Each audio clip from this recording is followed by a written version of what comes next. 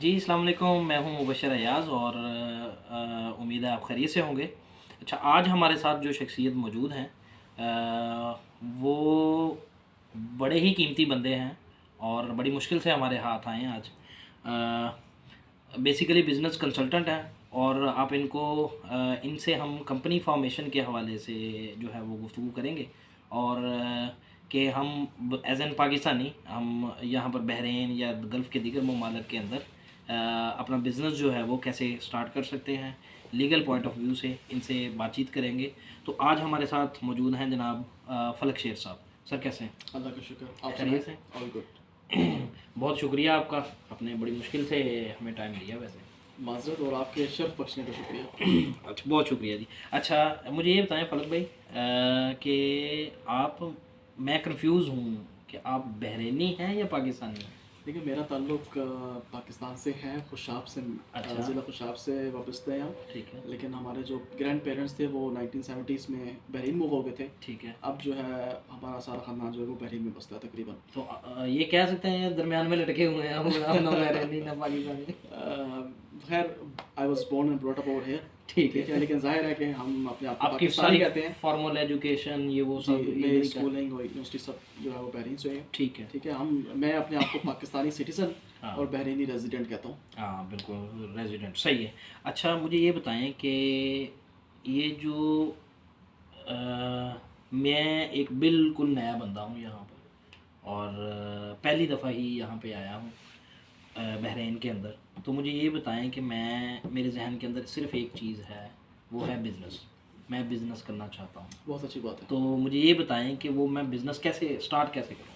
अच्छा देखिए, इस मतलब आप आराम से समझ जाएं, ऑडियंस जो है वो चीज़ों को आराम से समझ जाए। हाँ। इसको हम जो है ना वो ब्रेक कर देंगे इनटू द स्टेप्स। ठीक है। ठीक है, तब ताकि हम प्रोसेस को समझ सकें कि बहरीन में कंपनी को रजिस्टर कैसे करना है, इसको चलाना कैसे है, इसमें सारे वो मामला कैसे होते हैं। सवाल एक है कि कंपनी बनाना बिजनेस करने के लिए ये लाजमी है या उसके बगैर भी काम हो सकता है? बहरीनी की बात कर रहे हैं। बहरीन के अंदर देखिए, बहरीन में आप रजिस्टर किए बगैर भी बिजनेस कर सकते हैं, उसके नताइज संगीन हो सकते हैं। उसके नताइज संगीन क्या तो इसका क्या हो मतलब सकता ये है? है, क्या हो सकता है? देखिए उसमें आप पे गवर्नमेंट सख्त एक्शन ले सकती है। उसका उस इसलिए बेहतर ये है कि आप रजिस्टर करके फिर बिजनेस करें। यानी हम ये कह सकते हैं कि बगैर लाइसेंस के काम करना इलीगल हो सकता है बिल्कुल इलीगल है। और उसके प्रोस कॉन्स होंगे। बिल्कुल ऐसे ही है। और इसके देखिए, गवर्नमेंट ने चीज़ों को बहुत आसान कर दिया है। ठीक ठीक है। है, गवर्नमेंट ने कंपनी रजिस्ट्रेशन आसान कर दिया है, फॉरेनर्स को 100% ऑनरशिप दे दिया है बहुत सी चीज़ों के अंदर। तो जब अच्छा। इतनी फैसिलिटी गवर्नमेंट की तरफ से है, ठीक है, कि ठीक एक है। आम बंदा भी यहाँ पे आके कंपनी खोल के अपना कारोबार कर सकता है। तो इस अपॉर्चुनिटी को ना अवेल करना जो है वो खुद एक संगीन जो है जुर्म है। यहाँ पे आके कंपनी बनाना उसके लिए तो हमें यहाँ पर किसी कफ़ील की, अरबाब की, इस तरह की ज़रूरत होगी? बिल्कुल कोई ज़रूरत नहीं है। अल्लाह का शुक्र है, थैंक्स टू अच्छा। The government and leadership of Bahrain, ठीक है। कि आप तकरीबन 400 कारोबार ऐसे हैं, तकरीबन 400 कारोबार, अच्छा। जिसमें के खारजी फॉरेनर्स, वो पाकिस्तानी हैं, इंडियन हैं, कोई भी नेशनलिटी है, ठीक है। वो बहरीन में आके 100% ओनरशिप के साथ, ठीक है। ठीक है, और बड़े इजी स्टेप्स के साथ, मामूली सी कॉस्ट है, ठीक ठीक है, है। उसके साथ बहरीन में कंपनी रजिस्टर करके अपना इन्वेस्टर वीज़ा इशू करा के बेहतरीन तरीके से काम कर सकते हैं और मुलाजमीन को भी हायर कर सकते हैं। और किसी बहरीनी का कोई अमल दखल नहीं है इसमें। अच्छा, ये बिज़नेस जो है इसके 3 सेक्टर जो हैं अगर हम डिफ़ाइन कर लें जी जी। कि नंबर 1 पे है सर्विसेज सेक्टर, नंबर 2 पे है मैन्युफैक्चरिंग सेक्टर या इंडस्ट्रियल सेक्टर, जी जी। नंबर 3 पे है ट्रेडिंग सेक्टर। जी, तो ये जो आप 400 बिजनेसेस बता रहे हैं वो किस सेक्टर की बात कर रहे हैं या ये मिक्सअप है? देखें ये सब मिक्सड चीज़ों अप है, बट अच्छा। इन तकरीबन जो 400 मैंने बिजनेसेस की बात की है, बिजनेस एक्टिविटीज़ की जो ठीक है। फॉरेनर्स को अलाउड है, ठीक है। इसमें मेजॉरिटी सर्विस बेस्ड है और ठीक है। मैन्युफैक्चरिंग बेस्ड है। ठीक ठीक है। है, मैन्युफैक्चरिंग में वो एक आम सी छोटी सी वर्कशॉप भी हो सकती है, ठीक है। छोटे लेवल के लिए, सही और है। फैक्ट्री भी हो सकती है। हाँ। जो ट्रेडिंग है, जी जी। ठीक है, वो बिल्कुल थोड़ी सी एक्टिविटीज़ हैं, सही है। ठीक है, और majority of activities of trading जो है उसमें आपको एक बहरीनी पार्टनर रिक्वायर्ड है। हाँ। स्टिल वो बहरीनी पार्टनर जहाँ पे आपको रिक्वायर्ड भी है, ठीक है। बहरीनी से मुराद वो बहरीनी भी हो सकता है, वो अमेरिकन भी हो सकता है, वो कहीं जीसीसी का कोई भी नेशनल हो सकता है। अच्छा, ठीक है। यानी सऊदी हो गया एमराती हो गए या ओमानी, बाहर से आने वाला कोई भी बंदा। इन 6 जो ममालिक हैं खलीज के, ठीक है। इनमें से कोई भी हो सकता है जो आपका 1% पार्टनर बन जाए। सही है। ठीक है, या जितने परसेंट भी आप उसको दे रहे हैं, उसको 0.1% भी दे सकते हैं मिनिमम रिक्वायरमेंट क्या है पार्टनरशिप की? आप। 1 शेयर, 1 शेयर, 1 शेयर, यानी 1% जो है वो आप किसी दूसरे को वो दे दें। परसेंटेज जो है 0.001 भी बन सकती है। अच्छा। उसके फॉर्मेशन जब आप कर रहे होते हैं तो वो डिपेंड करता है कि आपका शेयर वैल्यू कितनी है, कैपिटल कितना है, उस लिहाज से परसेंटेजेस निकलती हैं। बेसिकली 1 शेयर कहने का मकसद ये है कि वो जो आप रखते भी हैं ना बहरीनी को बीच में, जी जी उसको एज अ साइलेंट पार्टनर आप रख सकते हैं। साइलेंट पार्टनर का क्या मतलब ठीक कि है। मैनेजमेंट पूरी आपके पास है, डायरेक्टर अच्छा। आप हैं, साइनिंग अथॉरिटी आप हैं, फॉर्मेशन के वक्त आप इन सब चीज़ों का ख्याल रखते हैं कि आप हर चीज़ का इख्तियार अपने पास रखते हैं। इनफैक्ट LMRA यानी जो वीज़ा इशूइंग अथॉरिटी है, ठीक है। वहाँ पर भी आप ऐसा रिस्पॉन्सिबल पर्सन रजिस्टर है। आपके जिसको कहते हैं ना आइडेंटिटी कार्ड के जरिए लॉगिन करके वहाँ पे वीज़ा इशू हो, बैंक के अंदर आप सोलली ऑथराइज्ड हो। ठीक है। ये सारी चीज़ों का अगर आप ख्याल रखते हैं तो कोई भी जो आपका पार्टनर है, I would say whether it's Bahraini और एनीबॉडी, ठीक है। ठीक है, जो कि साइलेंट पार्टनर है और मैनेजमेंट में उसका पार्ट नहीं है, ठीक है। सही है, ठीक तो है। अल्टीमेटली आप उनके जो है ना जिसको कहते हैं पर काट सकते हैं।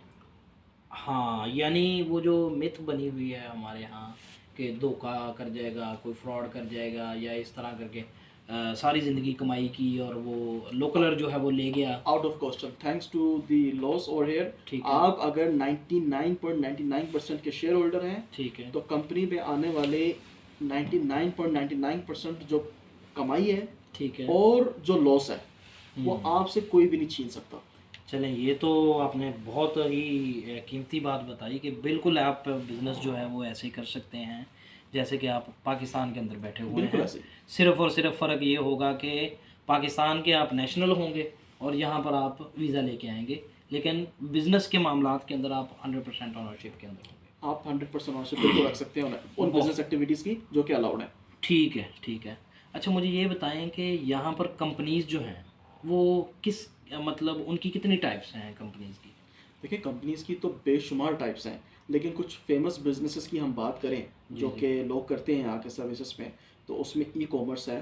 ठीक है। ठीक है, मैं सॉरी माज़रत चाहूँगा जी जी। आपको, यहाँ पे टाइप्स से मेरी मुराद अच्छा, जो है लीगल वो टाइप्स, लीगल टाइप्स लीगल है। हाँ। टाइप्स जो है वो भी कोई तकरीबन 10 या उससे ऊपर हैं। ठीक है। ठीक है, लेकिन जो उसमें फेमस टाइप्स है ना वो 2 हैं, जिसमें कि आप पार्टनरशिप कंपनी बना सकते हैं या ठीक है।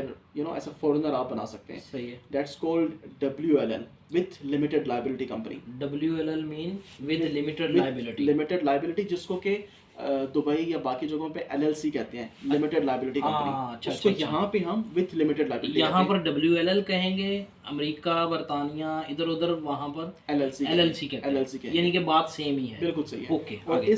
ये जो WLL कंपनी है, इसमें अगर आप एक्टिविटी ले रहे हैं ऐसी जो फॉरेनर्स को 100% अलाउड है, ठीक तो है। आप एज अ सिंगल ओनर ठीक है। 100% कंपनी के ओनर हो सकते हैं। एक कंपनी के अंदर कितने पार्टनर हो सकते हैं? उनकी कोई हद नहीं है। ठीक है। ठीक है, आप पार्टनर्स डाल सकते हैं ठीक है। जितने डालना चाहें, लेकिन आमतौर पे यही होता है ना कि 5-10 पार्टनर हो जाते हैं। ठीक वैसे है। उसकी पहले 50 पार्टनर्स की आती है, वो भी गवर्नमेंट ने हटा दी है, ठीक है। लेकिन स्टिल मतलब आप जितने पार्टनर्स डालना चाहें वो डाल सकते हैं। मसलन 2 भाई आए, दोनों जो हैं वो इक्वल पार्टनर बन के कंपनी शुरू कर सकते हैं। बिल्कुल, मल्टीपल पार्टनर्स आराम से आराम से 2 बिल्कुल दोस्त कर आ सकते जाएं, हैं। 3 आ जाएं, 4 आ जाएं, जी। 10 आ जाएं, सब कर सकते हैं। बिल्कुल कर सकते हैं। आप ऐसा भी कर सकते हैं कि सब इकट्ठे बनाएं, ऐसे भी कर सकते हैं कि एक बंदे के नाम पे बना के, ठीक है। ठीक है, सारे प्रोसेस को इजीली कंप्लीट करके एक बंदे के नाम पे, जो कि इजी होगा ज़्यादा। ठीक वो है। करने के बाद उसके बाद आप अमेंडमेंट करके ठीक है। उसमें पार्टनर्स को ऐड भी कर ऐड सकते कर हैं। सकते हैं। मुझे ये बताएं कि कंपनी बनाने का जो प्रोसीजर है ये कितने दिनों पर मुश्तमिल है? अच्छा, मैं इससे पहले कि आगे बढ़ूँ, आपके पिछला जो सवाल था ना कि टाइप्स कितनी है, हाँ। अच्छा, उसमें हमने WLL को कवर किया है। ठीक है। ये सबसे फेमस और मोस्ट यूज टाइप है और बेहतरीन टाइप है। बिल्कुल सही है। बिल्कुल सेफ भी है कि आप सिक्योर भी होते हैं काफ़ी जगहों पे। ठीक है। कंपनी पे आने वाली कोई भी जो मसाइल है ना, लाइबिलिटीज़ हैं, वो आपके शेयर्स की हद तक ही आप उसके जिम्मेदार हैं। आपकी ठीक। पर्सनल बिलोंगिंग्स जो है, पर्सनल बैंक अकाउंट्स, पर्सनल जो आपकी ओनरशिप है, वो इससे अफेक्ट नहीं होती, एक्सेप्ट ये कि मामला बहुत क्रिमिनल किस्म का हो। ठीक है। ठीक है, अच्छा, इसमें सवाल एक ऐड ऑन करना है कि वो जो बंदा आके कंपनी बनाता है उसको जो वीज़ा मिलता है उसको यहाँ पर कोई इन्वेस्टर कहते हैं या कोई बिजनेसमैन कहते हैं तो ये आम जो वीज़ा है, जो रेजिडेंट वीज़ा है, उसका और इसका क्या फ़र्क क्या है? देखिए उसको इन्वेस्टर वीज़ा कहते हैं, बट ठीक मैं है। ये रेकमेंड करूंगा कि इस चीज़ को हम डिटेल में कंपनी बना के ना पूरी, जी अभी जी जो हम जी। डिस्कशन कर रहे हैं कंपनी बन जाए, ठीक तो है। वो फिर आखिर में वीज़ास पे आ जाते हैं। अच्छा। उसमें फिर हम कवर करेंगे कि ओनर को कौन सा वीज़ा मिलेगा, हाँ। ओनर को कितने और वीज़े मिलेंगे जो कि वो मुलाजमीन को हायर कर सकता है, पाकिस्तान से किसी को लाना चाहता है हायर ठीक करके, ठीक ठीक। यहाँ से लेना चाहता है, अच्छा। ठीक है, उसको हायर। लेकिन जो ये टाइप्स था ना, इसमें हाँ। एक और टाइप भी होती है, उसको हम लोग बोलते हैं Bahraini partnership company, BPC. BBC. BPC, BPC. ठीक है। ठीक है। उसमें भी 100% आपकी ओनरशिप हो सकती है अगर आप एक्टिविटी ले रहे हैं, ठीक है। कोई भी जो फॉरेनर्स को अलाउड है। ठीक है। लेकिन उसमें आपको मिनिमम 2 पार्टनर्स रिक्वायर्ड है। एक आप एज एन फॉरेनर हो सकते हैं, एक लोकल हो सकता है। दोनों पार्टनर्स फॉरेनर हो सकते हैं, दोनों फॉरेनर्स हो दोनों फॉरेनर्स हो सकते हैं अगर आप एक्टिविटी ऐसे सिलेक्ट कर रहे हैं जो कि फॉरेनर्स को 100% अलाउड है। अच्छा, यानी ये कह रहे हैं कि ये तो ज़्यादा कॉम्प्लिकेटेड हो रही है बात, अगर हम इसको सिंप्लीफाई करें तो वो ये है कि बेसिकली कंपनी टाइप जो है वो डिपेंड करेगी आपकी बिजनेस एक्टिविटी पे कि आप दरअसल बिजनेस करना क्या चाह रहे हैं। बिल्कुल, असल में ये बीपीसी को कवर करने का मकसद ये था ठीक कि है। हमारे जो सुनने वाले हजरात हैं, आप कहीं से अगर बाद में सुनेंगे जी बीपीसी भी एक टाइप होता है, तो आपको ये ना लगे कि हमने इस इंटरव्यू में नहीं सुना। हाँ, लेकिन फेमस यानी कि WLL एक है। टाइप होती है फर्क बीपीसी। आपका वैसे सवाल इधर ये होना चाहिए था कि WLL और बीपीसी में ये पार्टनर्स के अलावा, हाँ। WLL में भी 2 पार्टनर्स फॉरेनर हो सकते हैं, बीपीसी में भी 2 पार्टनर्स फॉरेनर्स हो सकते हैं। तो फर्क क्या है? फ़र्क क्या है? फर्क ये है कि WLL में आपको हर साल ऑडिट करवाना पड़ता है और बीपीसी में आपको ऑडिट नहीं करवाना पड़ता। ऑडिट नहीं चूँकि करवाना पड़ता। लेकिन उसमें फिर नुकसान ये होता है बीपीसी में कि आपके शेयर्स जो हैं they are not limited to the extent of your share holdings. ठीक है। वो आपके पर्सनल बिलोंगिंग्स भी, उस कंपनी में कोई मसला होगा, उस कंपनी पे जब भी कोई प्रॉब्लम्स होंगी तो आप पर्सनली एट रिस्क होंगे, आपकी पर्सनल बिलोंगिंग्स एट रिस्क होंगी। ठीक। अब हम आते हैं वापस अपने सवाल पे कि एक कंपनी बनाते हुए कितने दिन का ये प्रोसीजर है तकरीबन, ऑलमोस्ट कोई अराउंड देखिए टाइम लिमिट? एक जो कंपनी बनाने का प्रोसीजर होता है ना, वो रफली कहा जाता है 1 महीने का प्रोसीजर है। 1 महीने का? 1 महीने का प्रोसीजर, लेकिन ये डिपेंड करता है बहुत सी चीज़ों के ऊपर। कुछ ठीक है। अप्रूवल्स पर डिपेंड करता है, आप एक्टिविटी कौन सी ले रहे हैं।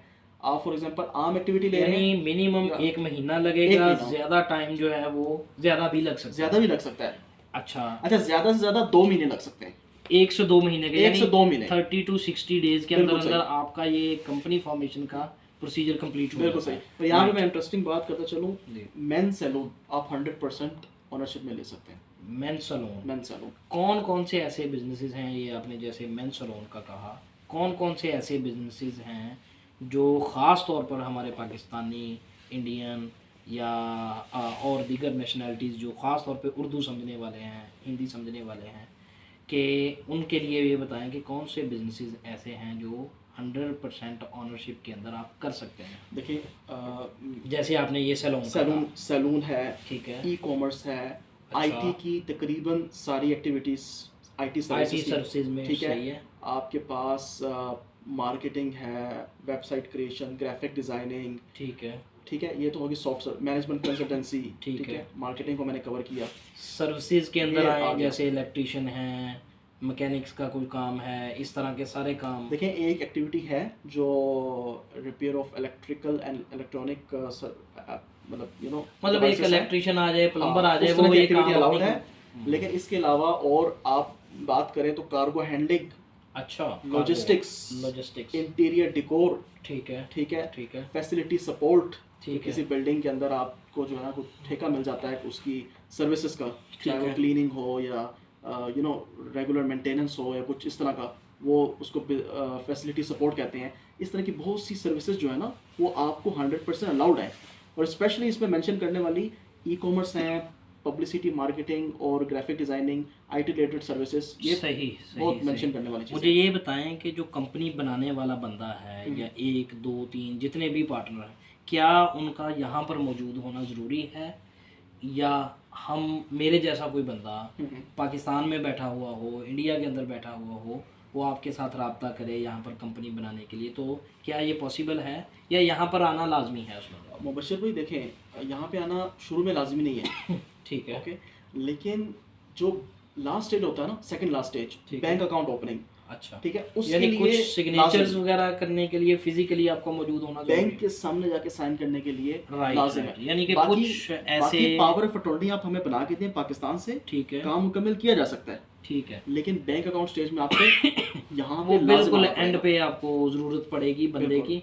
ठीक है। बिल्कुल ऐसे ही है। मुझे ये बताएं कि एक जब कंपनी बन गई, हम एक कंपनी पर या एक लाइसेंस पर कितने बिजनेसेस जो हैं वो कर सकते हैं, मिनिमम या मैक्सिमम?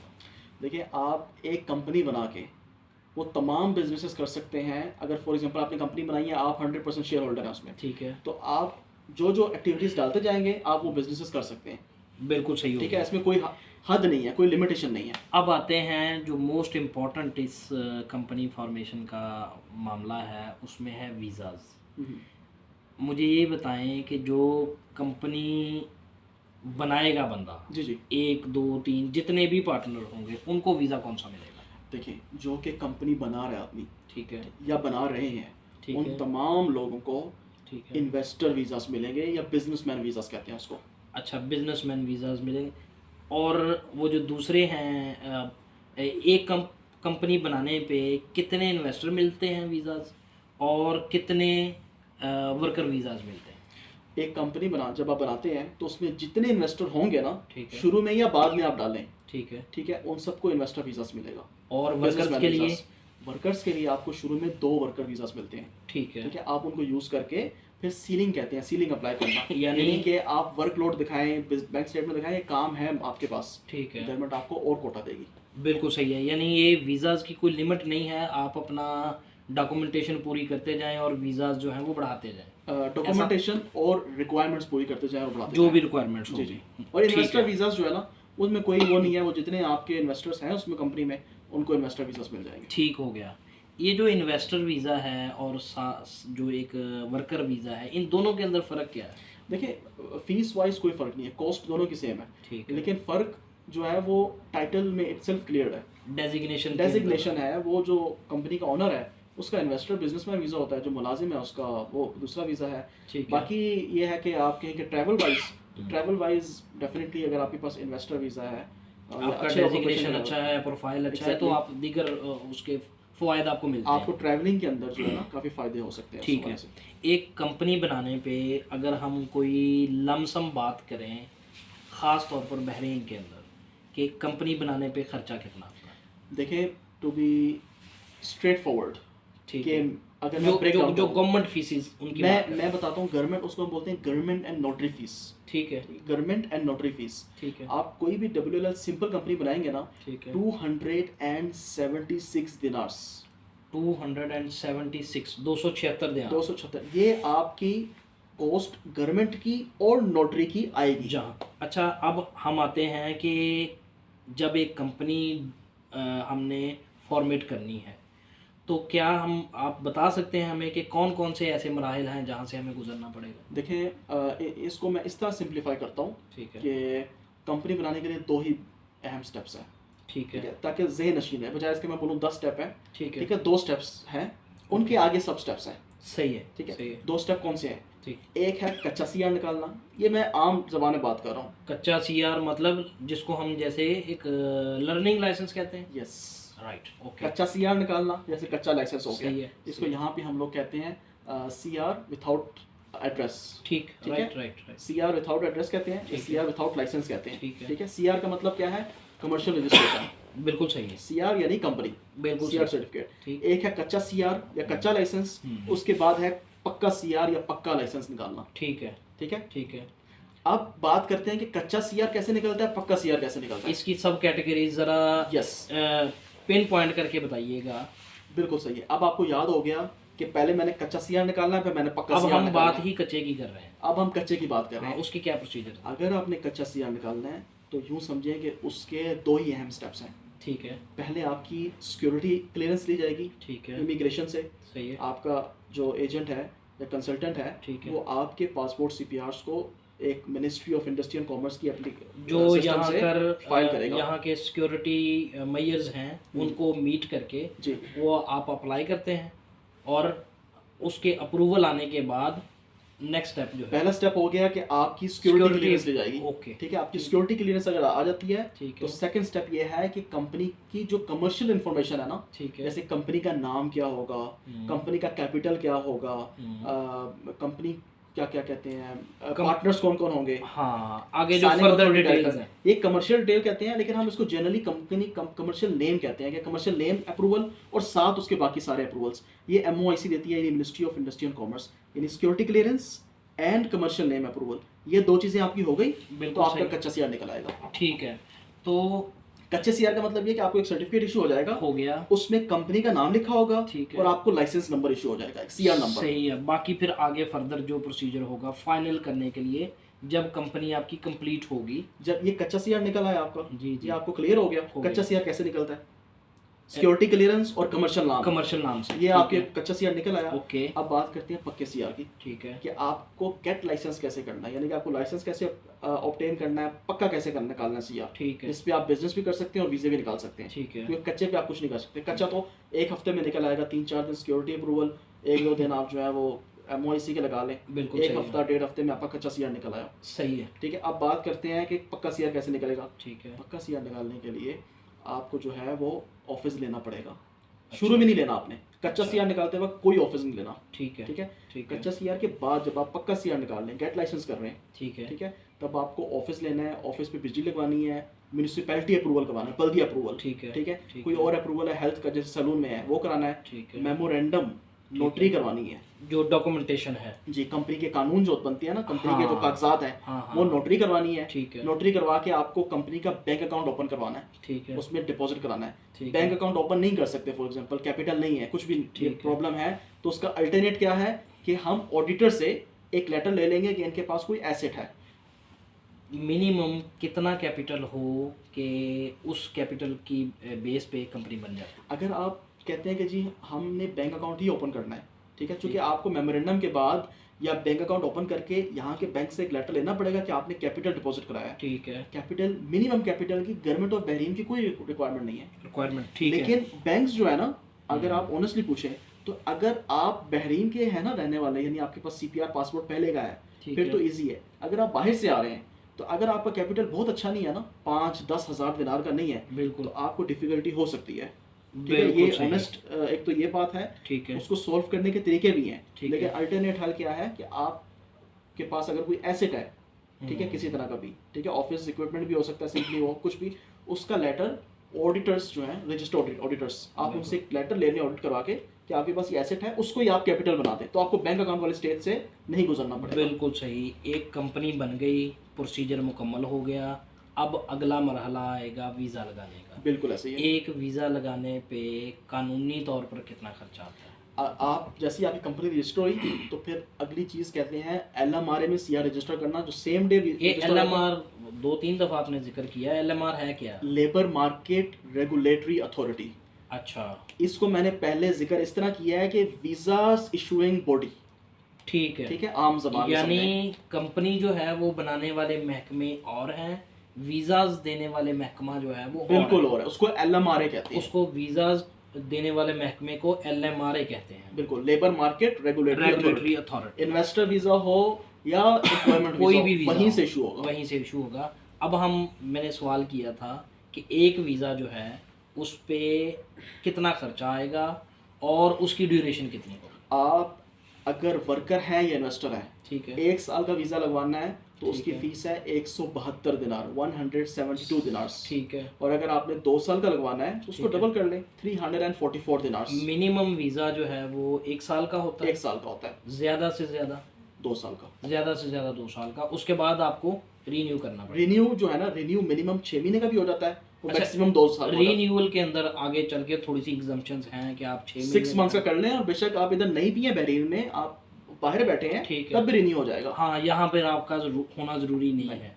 बिल्कुल सही हो गया।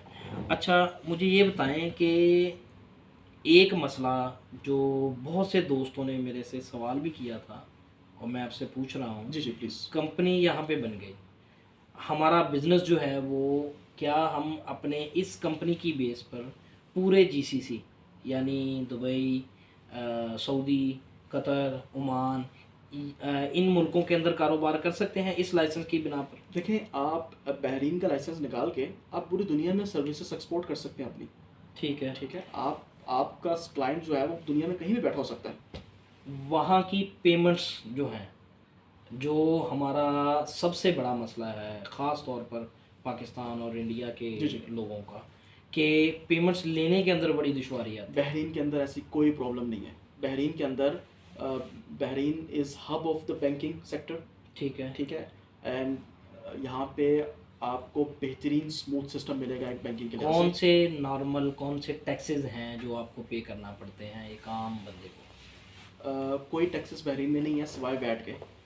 वैट, वो value added tax. Value added tax है, वो भी सिर्फ तब लागू होता है जब आप सालाना, आपको वो तब कब कलेक्ट करना है अपने क्लाइंट से, ठीक है। जब आप वैट रजिस्टर्ड हैं। और ठीक आप है। वैट रजिस्टर्ड कब होंगे? उसकी एलिजिबिलिटी है ख़ास? जी, आप वैट रजिस्टर्ड तब होंगे जब आप सालाना ठीक है। $1,00,000 यानी तकरीबन 37,500 दिनार के करीब का रेवेन्यू जनरेट कर रहे हैं। $1,00,000 से नीचे का अगर आपका रेवेन्यू है, आप पेमेंट्स खुले दिल से ले भी सकते हैं, दे भी सकते हैं, कोई टैक्सेस नहीं है। आप वैट लेंगे नहीं किसी से, वैट नहीं, यानी हमें कस्टमर से आप वैट नहीं लेंगे, कस्टमर से वैट आपको नहीं लेने नहीं पड़ेगा। ठीक है, ठीक है। क्या गवर्नमेंट हमें कुछ चार्ज करेगी? कुछ भी चार्ज नहीं करेगा, फ्री ऑफ कॉस्ट? नहीं नहीं नहीं, कोई इसमें चार्जेस नहीं है। देखिए, बैंक की हो सकती जो है वो तो बैंक services, का, बैंक तो ज़ाहिर है सर्विस ठीक है। चार्जेस लेंगे ना, गवर्नमेंट की तरफ से किसी किस्म की कोई नहीं taxes नहीं, और किसी तरह का नहीं है। हाँ, ये हो सकता है कि फॉर एग्जांपल बैंक ने आपसे सर्विसेज ली हैं, आपकी है। सर्विस चार्जेस लिए हैं आपसे, ठीक है। तो उस पे हो सकता है बैंक जो है वो 10% वैट चार्ज करे, क्योंकि बैंक तो वैट रजिस्टर्ड है ना।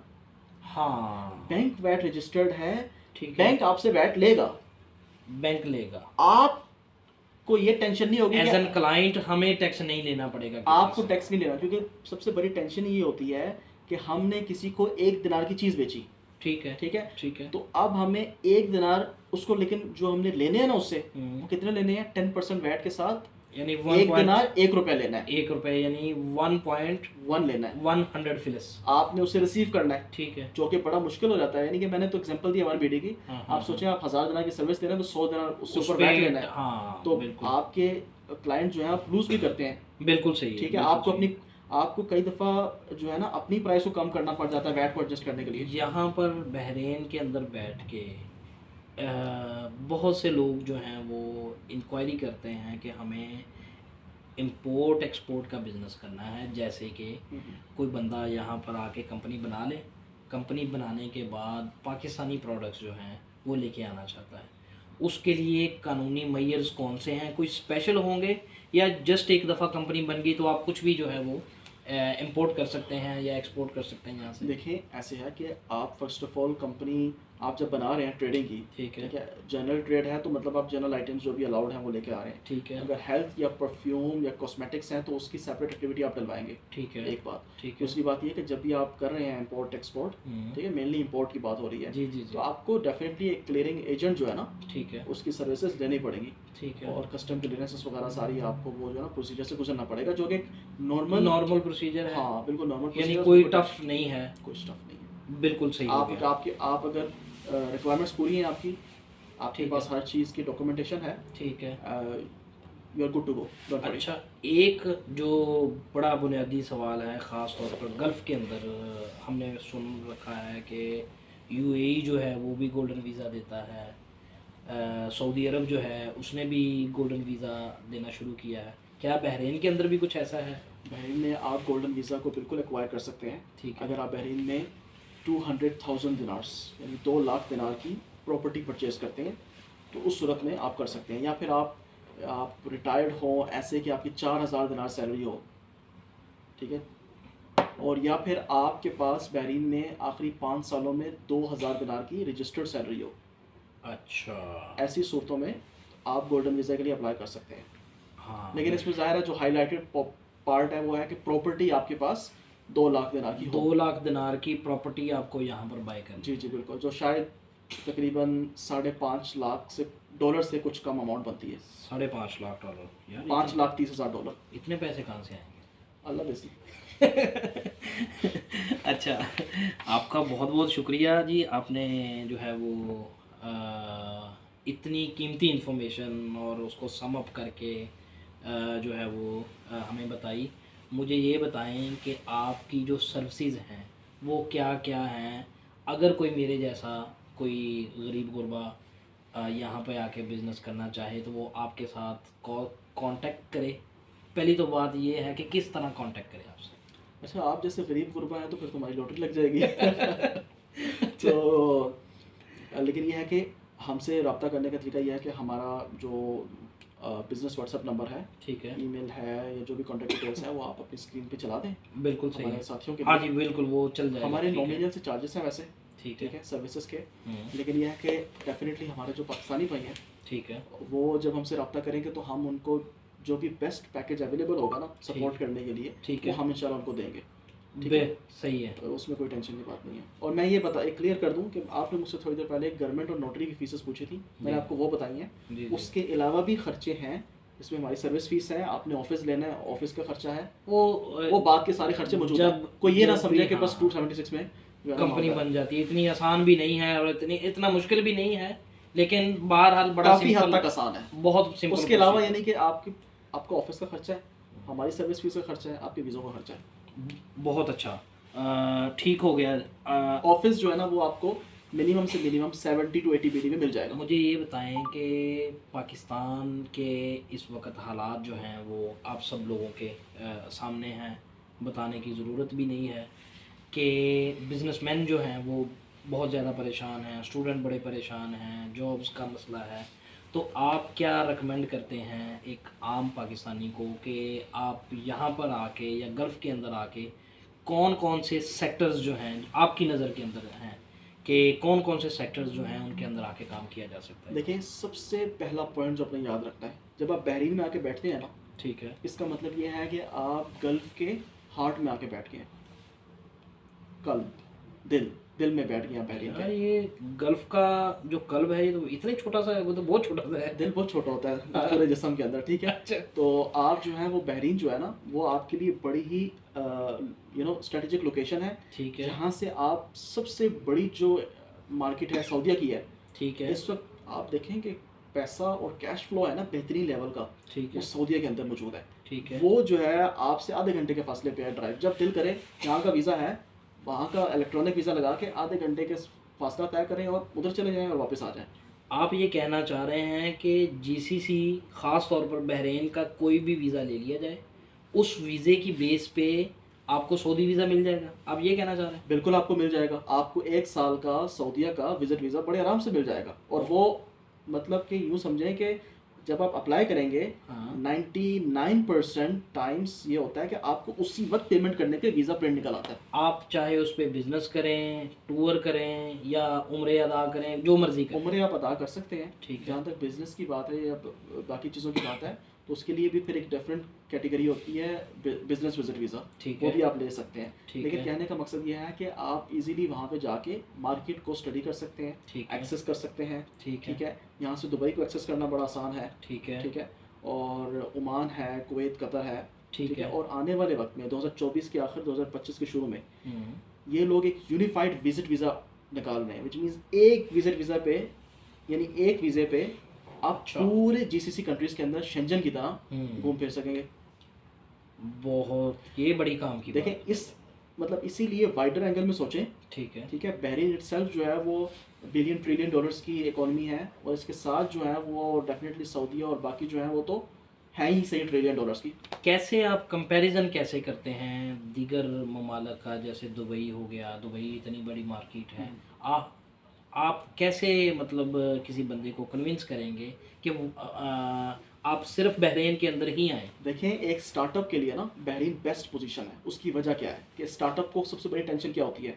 ओवरहेड्स की, ओवरहेड्स की, costs सर्वाइवल की। सर्वाइवल कैसे करना है आपने। ठीक है, बहरीन में आपके जो कॉस्ट्स है ना वो बाकी मुल्कों के निस्बत पे बहुत कम है। आप इधर से अंदाज़ा लगा लें कि बहरीन में मैंने आपको क्या बताया कि आपका एक वीज़ा जो है ना, इन्वेस्टर वीज़ा आप लगाते हैं, 172 दिनार आपने पे करने हैं। ठीक है, यही वीज़ा आप सऊदीया जाके लगाएं, 1200 दिनार का पे करना है, यानी 12,000 रियाल, 1200 दिनार। आप सोचें 1200 दिनार। कहाँ 172 दिनार का आपको गल्फ का वीज़ा मिला ठीक, 1 साल का, ठीक ठीक ठीक है, ठीक। और कहाँ 1200 दिनार का तो ये वीज़ा। तो 10 गुना फ़र्क है सीधा सिर्फ वीज़ा कॉस्ट के अंदर। बिल्कुल ऐसा ही है। और कंपनी फॉर्म करते वक्त बहरीन में आपने 100% ओनरशिप के साथ कंपनी फॉर्म की ना, तो आपका 276 दिनार एक cost I, government and notary, हमारी सर्विस फीस आई, ऑफिस का खर्चा आया। वहाँ पर आपसे कंसल्टेंट और एजेंट जो है, आप मार्केट चेक करें, 5,500 दिनार मांगेगा सागिया के अंदर 100% ओनरशिप के साथ कंपनी रजिस्टर करने के लिए। नो डाउट कि ठीक बड़े है। बड़े कारोबार जो हैं उनके लिए वो होगा सऊदीया बहुत बेहतरीन। बिल्कुल। हम बात करें स्टार्टअप्स की, स्टार्टअप्स की, छोटे कारोबार। छोटे कारोबार की, उनके लिए बहरीन बेस्ट है। बहरीन में कम खर्चे के साथ शुरू करें, ठीक है। दुबई से भी कम खर्चा जब स्टेबल हो जाएं तो अपने आप को एक्सपेंशन में लेकर जाएं, और फोकस करें कि आप जो भी कर रहे हैं ना, उसको आप ई कॉमर्स के जरिए कैसे जो है ना वो उसको आप एक्सेलरेट कर सकते हैं, या उसकी सेल जो है ना इंक्रीज कर सकते हैं, बिल्कुल अपनी सही। प्रेजेंस ऑनलाइन कैसे बढ़ा सकते हैं। हाँ बिल्कुल, ये बड़ा इम्पोर्टेंट है। एग्जैक्टली। चले सर, आपका बहुत बहुत शुक्रिया कि आपने इतनी कीमती मैं मालूमात आखिर में जो है ना हमें दी। एक मतलब I literally have a pain for my brothers back in the country. Sure तो मैं ये ज़रूर रिकमेंड करूँगा कि अगर हमारे जो भाई हैं ना, उनके पास इतने फंड्स उनको नज़र नहीं आ रहे, इतना रिस्क वो नहीं ले पा रहे ना अकेले, ठीक है, तो कोशिश ये करें कि 2-3 लोग मिल के जो है ना ये काम करें, ठीक कि है, वो यहाँ पे आए, अपनी कंपनीज बनाएं, ठीक या है, एक कंपनी बनाएं, 2-3 लोग मिल के ठीक है, कॉस्ट डिवाइड कर लें, ठीक है, ठीक है, और यहाँ पे एक्सप्लोरेशन करें, मार्केट में मतलब एफर्ट्स करें, और फिर उसके बाद जब उनको समझ आ जाए तो फिर अलग अलग कंपनीज बना लें। और हम यहाँ पे उनको मैक्सिमम जो फैसिलिटेट कर सकते हैं ना, वो हम करने के लिए रेडी हैं। It's not about service fees, it's not about money, but हम जो भी कर सकते हैं, और जो मतलब हमारे डिजर्विंग अगर कोई साथी है, बिल्कुल सही उनसे सर्विस फीस लिए बगैर भी काम करना है ना, तो हम उसके लिए हाजिर हैं। यार। फिर एक कंपनी फ्री वाली मुझे ही बना दे यार। आप जैसे गरीब गुरबा के लिए नहीं है। चलें जी, बहुत शुक्रिया।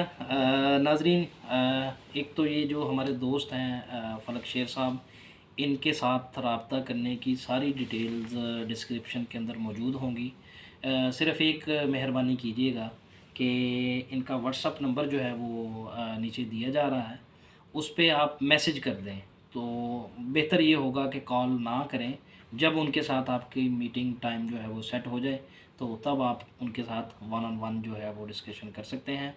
आप लोगों का बहुत शुक्रिया। मैं इंशाल्लाह कोशिश करूँगा कि पूरा जीसीसी जो है वो कवर करूँ बिल्कुल इसी तरह अपने कारोबारी भाइयों के लिए, अपने मुलाज़िम पेशा भाइयों के लिए, कि हम पिन पॉइंट मालूमात जो है वो आपको दे सकें।